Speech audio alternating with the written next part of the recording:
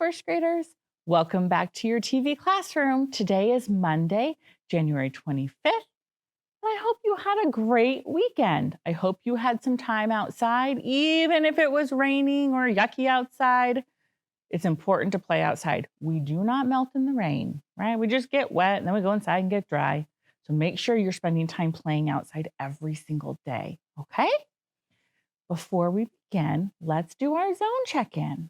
How is your body feeling? How are your emotions feeling? And how is your brain feeling?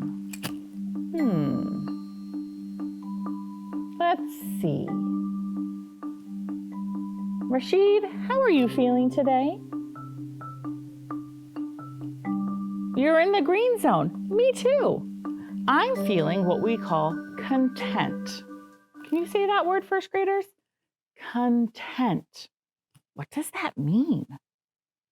Well, it means that everything's going A-OK. I don't have some big reason I'm happy. I don't have a reason I'm sad. And everything's just going the way I want it to go. Everything's okay. That big feeling word is content. And I am feeling content. So I'm in the green zone. Now, let's do a Make It Monday. Take a look at this number. How can we use the numbers below to figure out another way to make the number 21? What numbers could you use to make the number 21? Pebble. Yes, Pebble said we could use the number 20 and 1. 20 plus 1 equals 21. Oh, this is reminding me of something we've done before. What about 19 and 2? Does that make 21?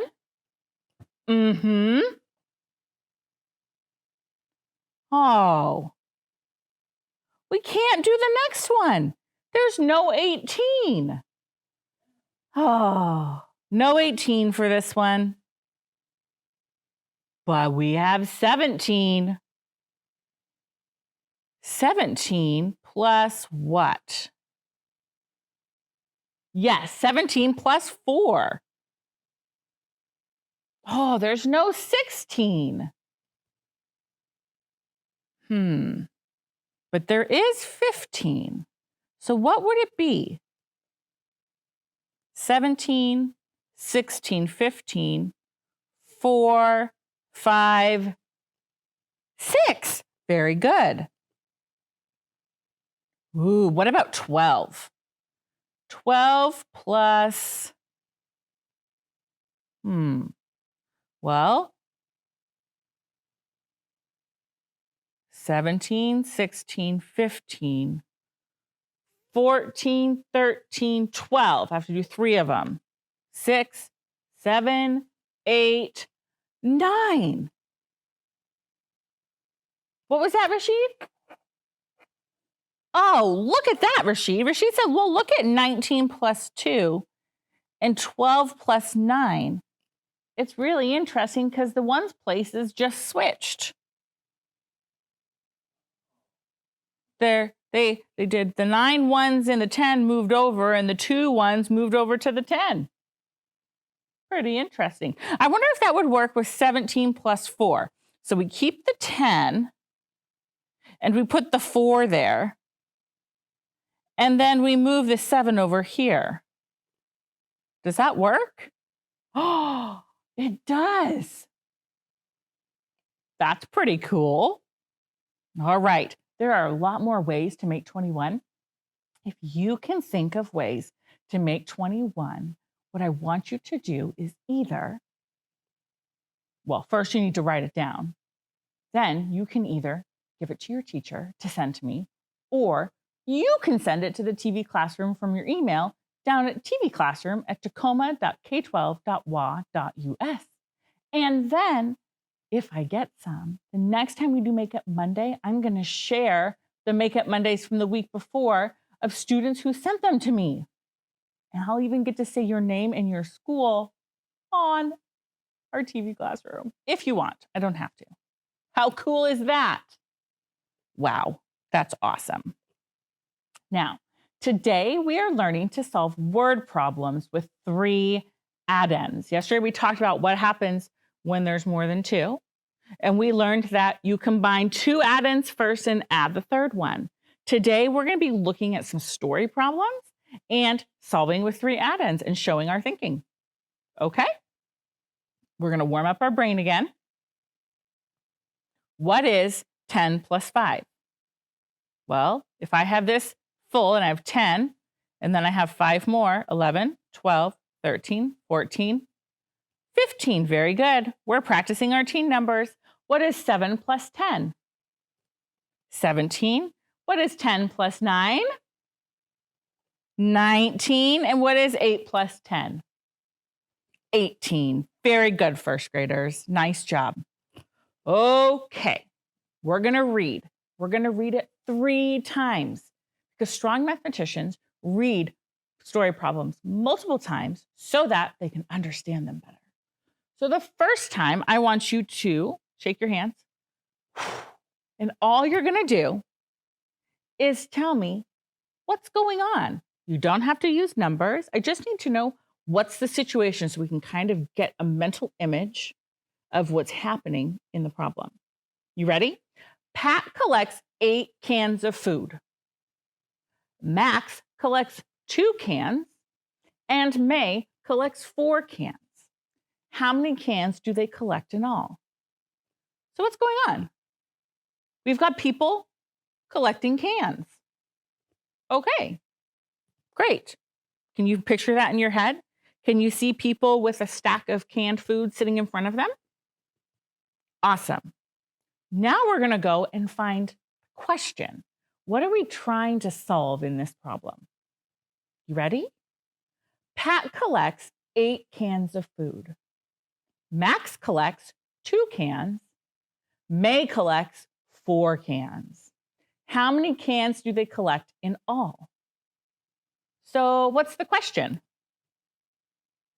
Yes, how many cans do they collect in all? Great. Now we're going to read and we're going to figure out what information we have to solve the problem. So as I'm reading now, you're being a detective and you're finding what information can we use to tell how many cans they collect in all. Pat collects 8 cans of food. Max collects 2 cans. May collects 4 cans. What information do we want to use? That Pat has 8 cans, okay? Max, 2 cans, and May, 4 cans.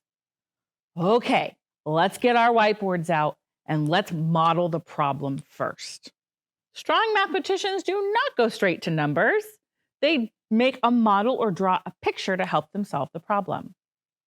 So what I'm going to do is I'm going to draw 3 bars. I'm going to have a long bar, a bar that's about half that size, and a bar that's about half that size. Which bar would we put Pat's in? What do you think, Rashid? The long one? Why? Because Pat has the most food. So Pat has 8 cans. Who's going to go here? What do you think, friends? May. May has 4 cans. And Max, I have to write small, has 2 cans. Okay, where am I going to put my question mark? What am I trying to figure out? Oh, look, I'm trying to figure out how many cans they have in all. Go ahead and see if you can write an equation that helps you figure out how many cans they have in all. We're not going to solve it yet. Just write the equation that matches our model.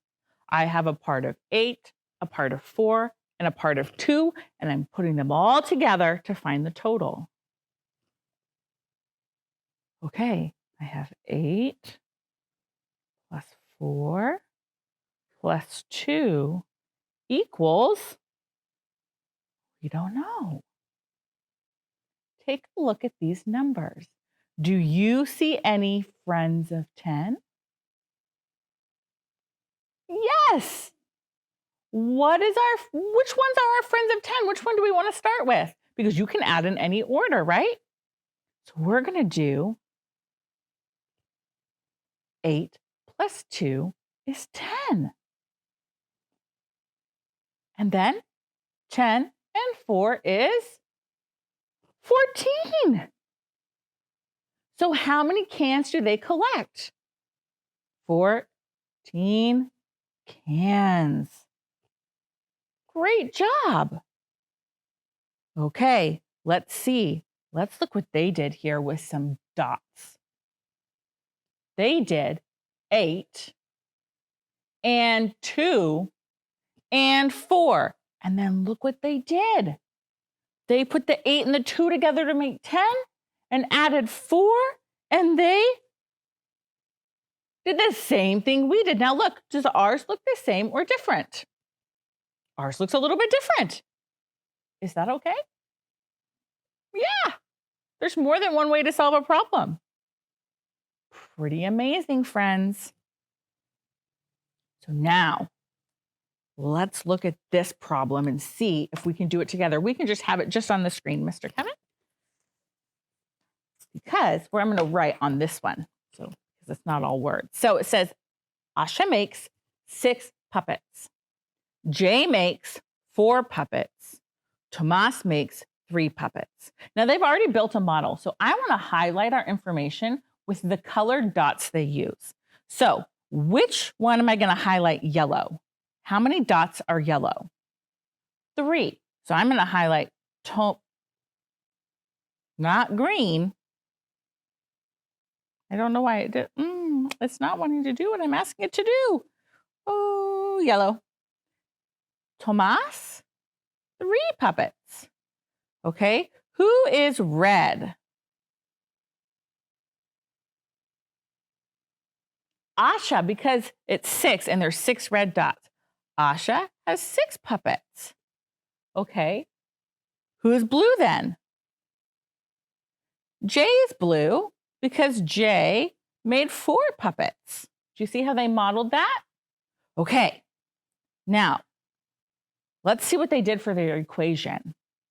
They did 6 plus 4 plus 3. Okay. Did they find a friend of 10? They did. 6 and 4 makes 10. And then they had 3 left over. What is 10 plus 3? Write it on your board. 10 plus 3 is 13. How many puppets? 13 puppets. Nice job, first graders. Now the next one, I want you to do on your own.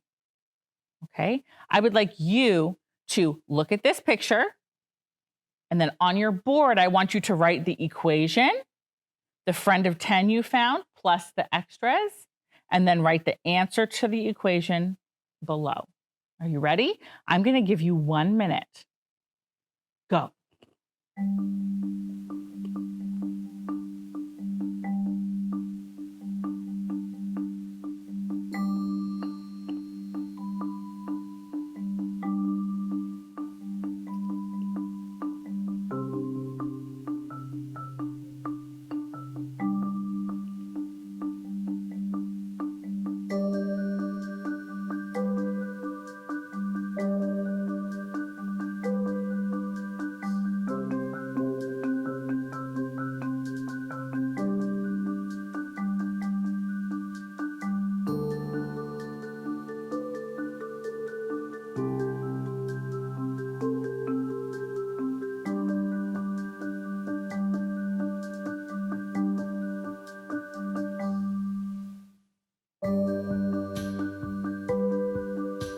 Okay.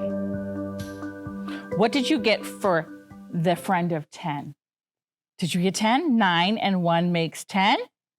Okay. And what was left over after you made the 10? Yeah, 2.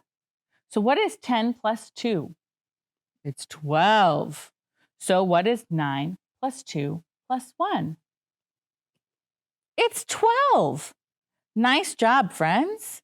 Okay, we're going to do this last one. Yes, we're going to do this one last. So on your whiteboard, I would like you to find 5 plus 4 plus 5. And I'm going to do it on my whiteboard. And then after you've solved it, then we'll see if our answers match.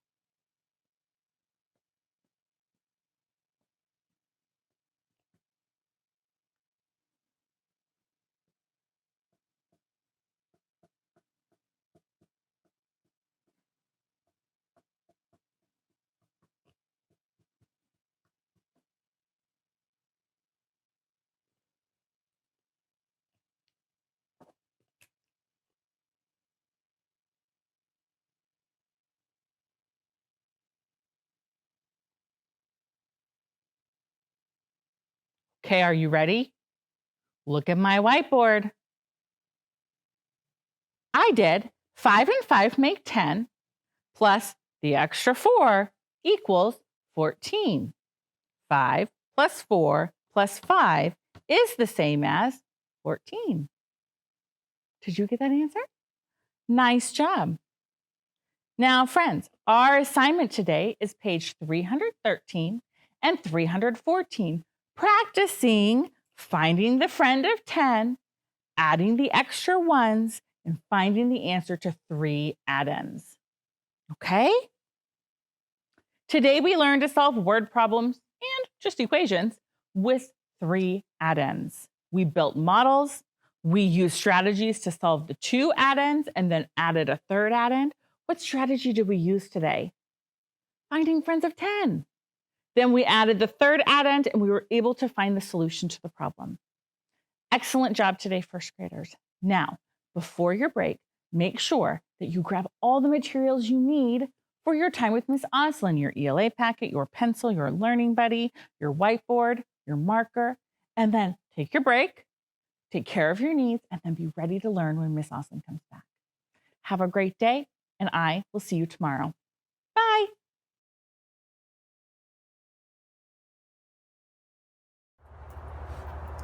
Hello, everybody. My name is Chick Street Man, and I'm a musical ambassador for peace and human rights. And the Northwest Sinfonietta asked me to show you a little bit of what it is that I go through to warm up in the morning or before I go on stage later in the evening. So this is a little fun thing that we can do, because sometimes you wake up in the morning and you're feeling good, but things tend to happen. Maybe it's raining and maybe there's no food in the refrigerator, or maybe your mom or your brother or your sister or your teacher or a good friend says something to you that tends to want to bring you down, but you don't have to go down. You can keep yourself feeling up by saying a little something to yourself that goes like, I feel so good. Say, I feel so good. I feel so good. And then you get a little rhythm into it, okay? So you say, I feel so good. I feel so good. I feel so good. I feel so good. When your mind is happy, so is your body. When your mind is happy, so is your body. I feel so good. I feel so good. And then once you're feeling good, then you want to share it with everybody else around you. But before we even do that, and you're going to share it with anybody else, it's important to warm your voice up a little bit. So I have a little technique that I use to warm my voice up that goes like this. You say, you just close your mouth, and one time you say, So I want to teach you how to do it. All you got to do is just close your mouth, and one time, very gently say, Right? When you say, you do it 2 times, you say, I guess that was 4 times, okay? But you put a little rhythm into it, and it goes like this.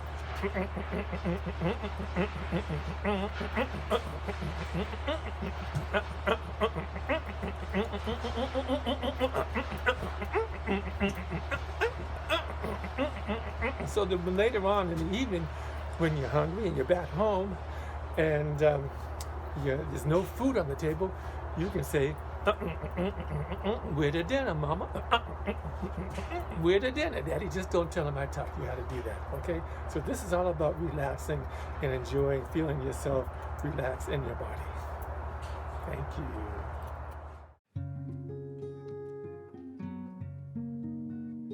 You know, sometimes you may be feeling up and sometimes you may be feeling down. But I believe there's always gonna be some love coming around.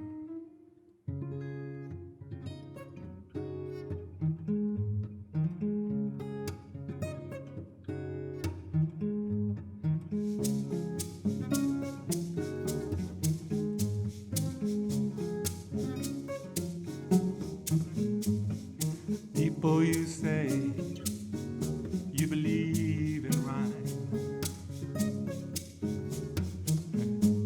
and dancing away the time. But when you hear the music calling, you keep on stalling, you got to let go. Rhythm high, rhythm low. Rhythm high, rhythm low. Now when you get that feeling, let me tell you what love can do. It'll swell up in your body, then slip on away from you. So when you feel the river rising, your soul capsizing, you got to let go. Rhythm high, rhythm low. Rhythm high, rhythm low. Believing you just can't keeping on. It's gonna make you a little bit wary, whether you're right or wrong. But like a vine inclined to keep on clanging and to keep on swinging, you got to let go. Rhythm high, rhythm low. Rhythm high, rhythm low. Rhythm high, high, high. Rhythm low. Rhythm high, rhythm low.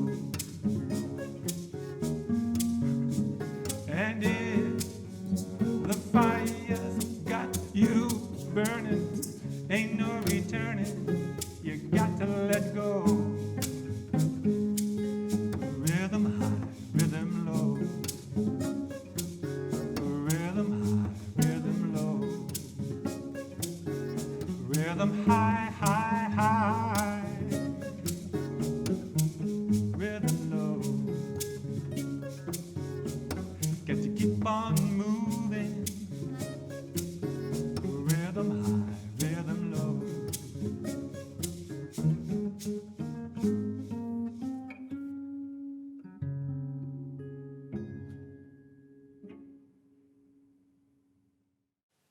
Hi, first graders. Welcome back from your break. How responsible of you to have gathered your materials to be ready to go with me today. Going to take your learning notebook and your pencil and put them to the side. You don't need them yet. You're welcome to have your learning buddy with you on your lap, or you can put them to the side as well.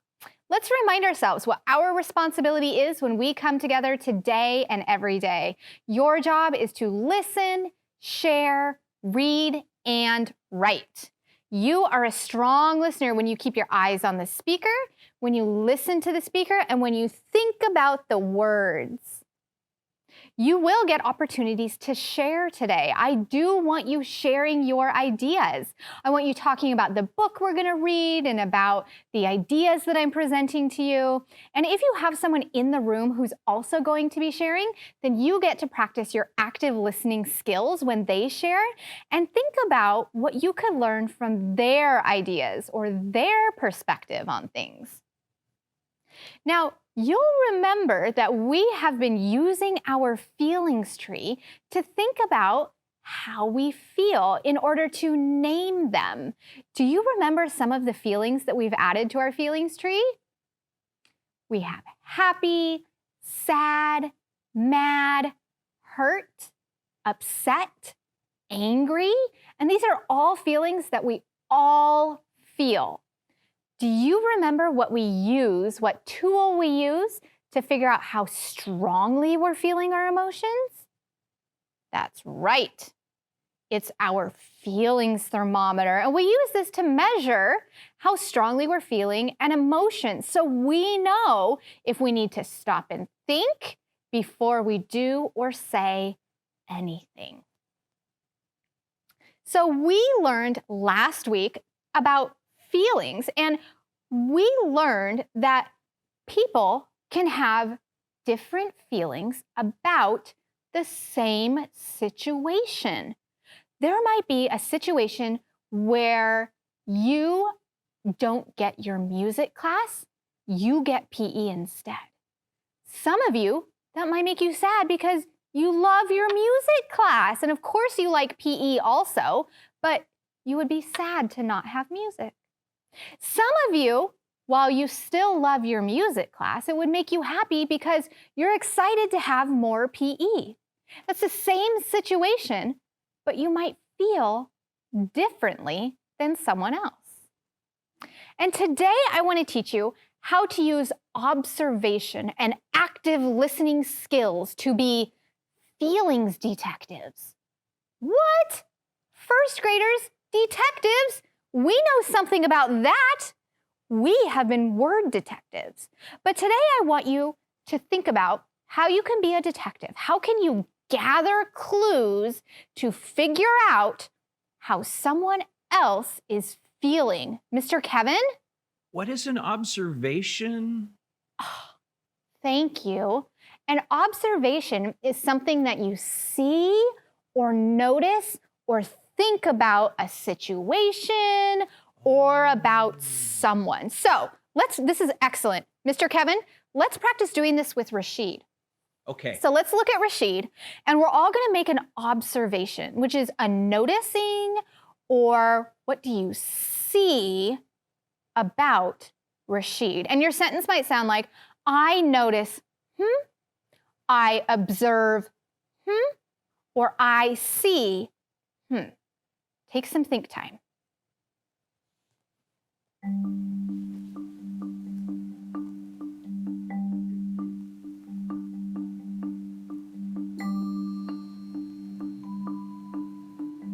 Are you ready to make your observation? I am. Okay. Do you want to go first, Mr. Kevin, or do you want me to? Go ahead, go first. Okay. I notice Rashid's nose is brown. And I observe that Rashid is fluffy. Okay. So Mr. Kevin and I used different words to talk about what we see or notice or observe.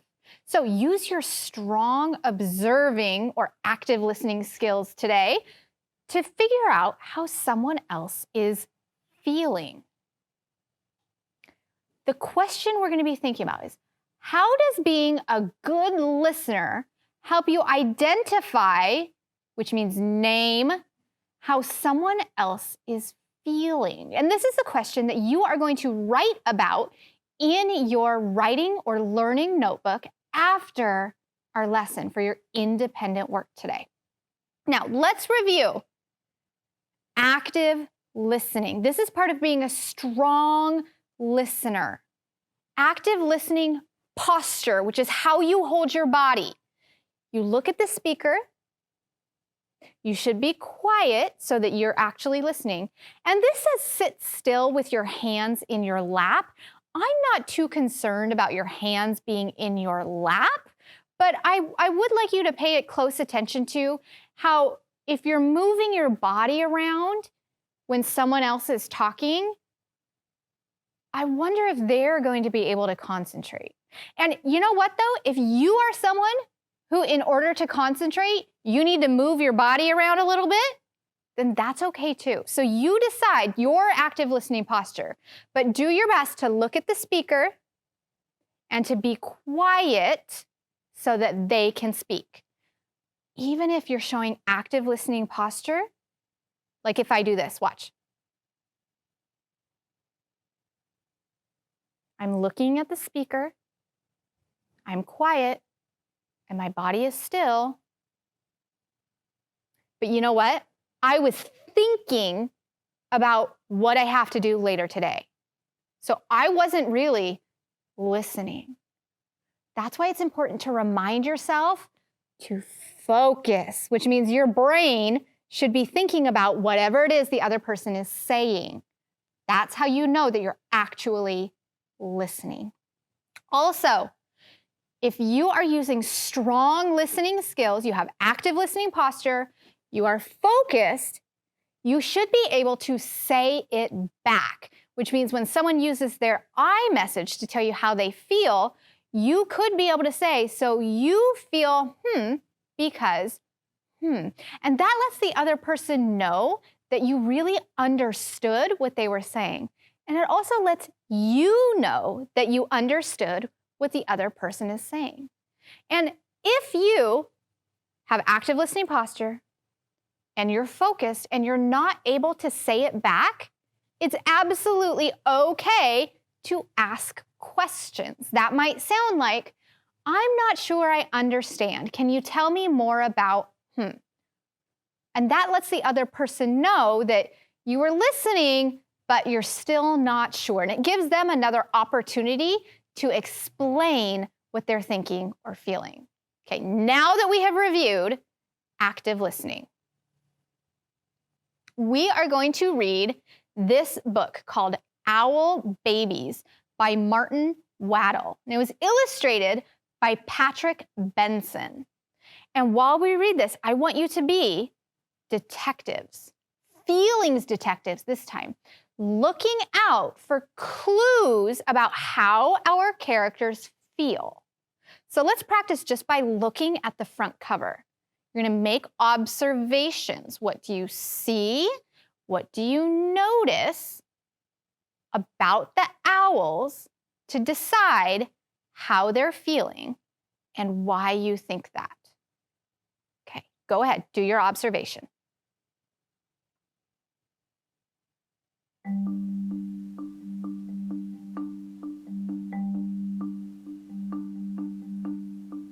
Turn and tell your learning buddy what your observation about the owls is. How do you think they're feeling, and why do you think that? Rashid, I think the owls are feeling worried because the look on their faces, they have their eyebrows up, their eyes are really wide. They look worried about something. Now, let's read Owl Babies and be feelings detectives to see if we can figure out how our characters are feeling.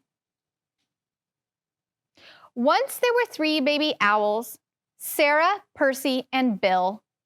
They lived in a hole in the trunk of a tree with their owl mother.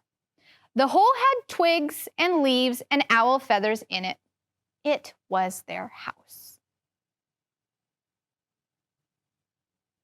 One night they woke up and their owl mother was gone. "Where's Mommy?" asked Sarah. "Oh my goodness," said Percy. "I want my mommy," said Bill. Now, what did Bill say when the baby owls woke up and found that their mother was gone? "I want my mommy." The baby owls thought, all owls think a lot, "I think she's gone hunting," said Sarah. "To get us our food," said Percy. "I want my mommy," said Bill. Now, let's look again at the baby owl's eyes. What do they tell you about how they're feeling? Take a moment.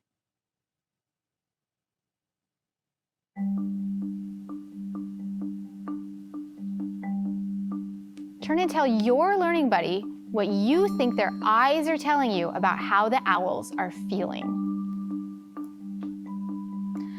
Rashid, their eyes are wide open, but they have kind of a furrowed brow, which is where you see these wrinkles come up.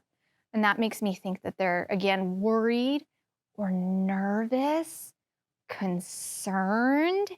They're definitely not that new feeling that Mrs. Wally taught us, content.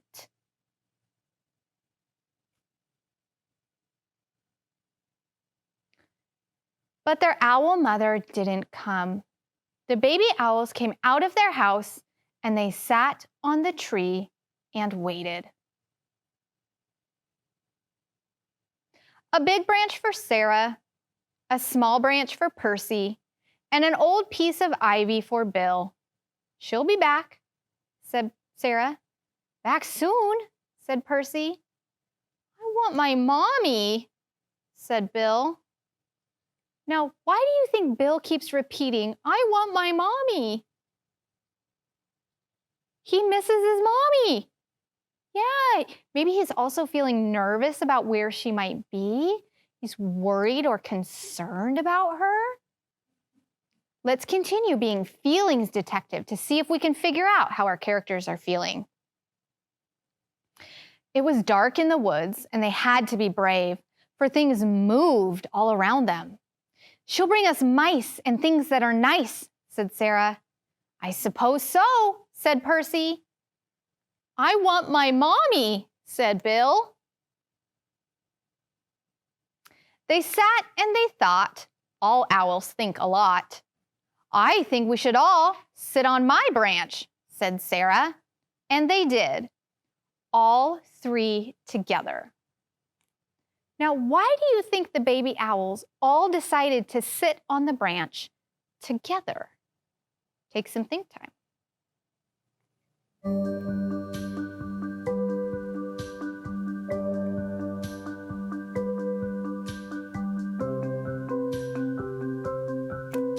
Turn and tell your learning buddy why you think the baby owls all decided to sit on the branch together.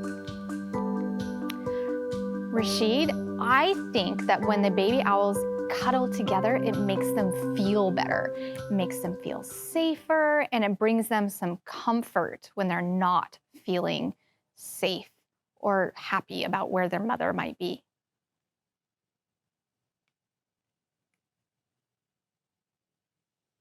Suppose she got lost, said Sarah. Or a fox got her, said Percy. What did Bill say? I want my mommy, said Bill. And the baby owls closed their owl eyes and wished their owl mother would come. Now look at our owls.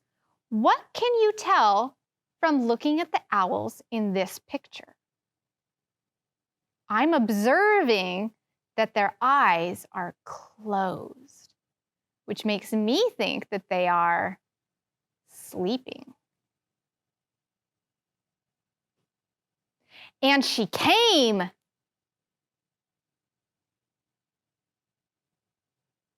Soft and silent, she swooped through the trees to Sarah and Percy and Bill. Mommy? They cried, and they flapped and they danced and they bounced up and down on their branch. Now, feelings detectives, what can you tell from looking at the owls as they finally see their mother return? Take some think time.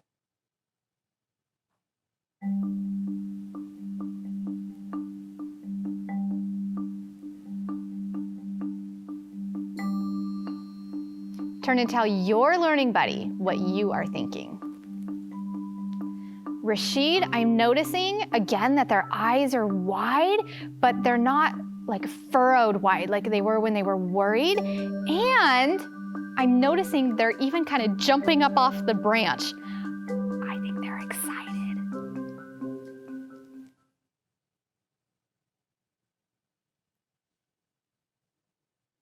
Now, let's look at our feelings tree. Hurt, worried, upset, angry. These are all different feelings that we can use to describe what we're feeling, or these are different words that we can use to describe what we're feeling. Think about, how did you use your detective and your active listening skills to help you figure out how the owls were feeling. Take some think time.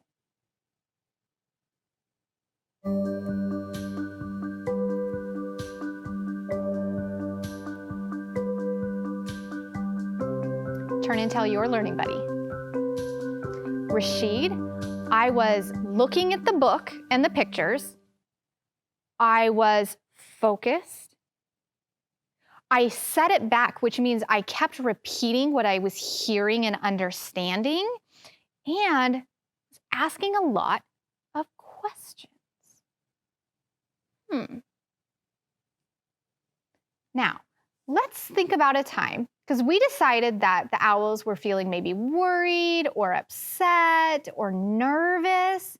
Think about a time when you or someone you know was feeling that way. Take some think time.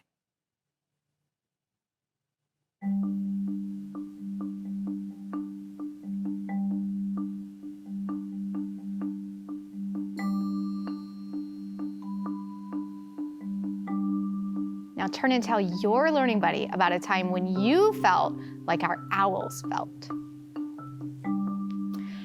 Rashid, there was one time when Max was outside playing, and I stepped inside just for a second to grab something, and when I went back outside, I couldn't see him. I was really worried about him. Luckily, he was just behind a tree, so I couldn't see him. Now, you have practiced using your active listening and your feelings detective skills. How does being a good listener help you identify how someone else is feeling? Take some think time.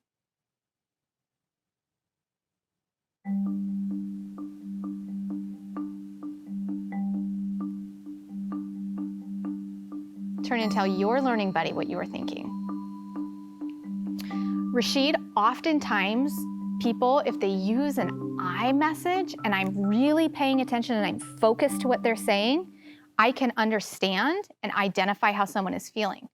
But even if they don't tell me, I know that part of having active listening is looking at the person. And if I look at the person and I focus on them, then I can usually figure out how they're feeling based on what their face and their body is showing me, just like we practiced doing with the baby owls. So your writing work today, when you go off to be independent, is to think about and write and draw about how does being a good listener help you identify how someone else is feeling. Now, you're going to think about what you want to write. Think about how could you write and draw about how you being a good listener can help you figure out how someone else is feeling. Maybe you could draw yourself as a detective looking at someone else and draw their face maybe as angry or sad or worried or scared, and you figuring out how they're feeling. Or maybe you have your own way. But this is like I said, this is your independent work. And if you're able to, we would love, Mrs. Wally and Mr. Kevin and I would love for you to send us your writing to our TV classroom. And there's our email address. If your adult is able to scan or take a picture of your writing, you can email it to us, and we would love to share it here. Or you could also mail it in the mail to us, and our address always comes up at the end. And again, we would love to share your work. Today we learned how to use observation, like Mr. Kevin reminded us, that means to notice or look or think about, and your active listening skills to be feelings detectives. Now, continue doing that when you read today. Look at the characters in your books and see if you can use your active listening skills by looking and focusing to figure out how your characters are feeling. You're also going to continue reading your word wall and tracking your reading goals. Now is time for our affirmation. This is the time of the day when we get to build ourselves up and think about and remind ourselves of the positive in ourselves. So we practiced identifying and figuring out how other people feel. That makes you a kind person. So the affirmation I want us to repeat to ourselves today is, I am kind. Practice saying that with me. I am kind. Excellent job today, first graders. I hope you have a great rest of your day, and I look forward to seeing you back here tomorrow in our TV classroom. Bye.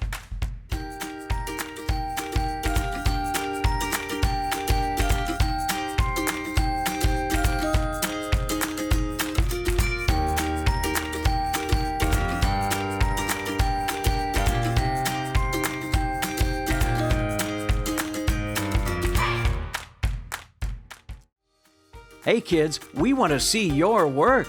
Just send your pictures and your stories to TV Classroom, 601 South 8th Street, Tacoma, Washington, 98405.